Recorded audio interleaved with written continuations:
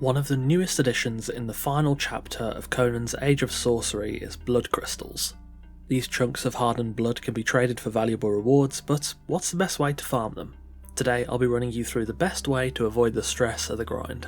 So without further ado, let's get started. As a disclaimer, this method will only work on the exiled lands as it requires you to access Curac's lair. The first step is the hardest, and that is to acquire your first blood crystals. The intended method to find these crystals is pretty difficult, as the source of the crystals seems pretty rare. You'll have to use your arcane staff to cast detect resources, and then basically just run around until you find a red formation underground. It seems they can spawn almost anywhere, though they are pretty hard to find. These are the source of the crystals, and you'll need to bring some combat gear and the best pick you have. Once you find it, you'll have to fight whichever enemy carries the crystals. In the desert, you're going to find rock noses, but in the higher level areas, you can expect to find golems.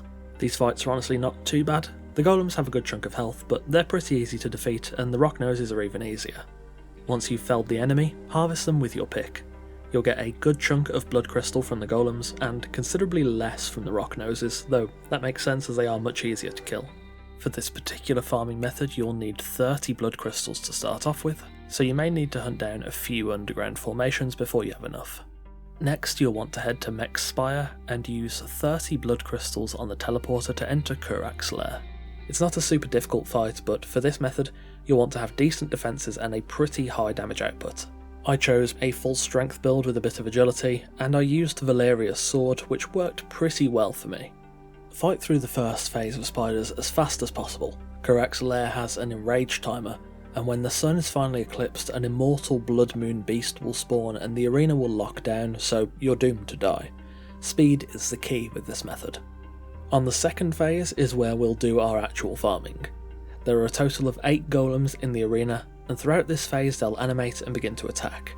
We want to drag this phase out so we can kill all 8 golems and harvest them with our pickaxe. Doing so will give you a good amount of iron and, most importantly, blood crystals. Once you've harvested them all, complete the dungeon as fast as possible to avoid the blood moon beast spawning. With good damage output, you should have plenty of time here. From a single trip with a high level pickaxe, I ended up with 257 blood crystals. You could end up with less, but as long as you've got more than 30, you're in the profit. Keep that 30 aside to go back into the lair again in the future, and you have your farming method settled. There is a cooldown on going back into the dungeon. I believe it's about 5 or 10 minutes in my experience, but this is a way to farm blood crystals with far less stress than desperately trying to find them naturally using detect resources. If you do accidentally spend them without saving the 30, you'll have to go back to using the detect resources method until you have enough to use the teleporter again.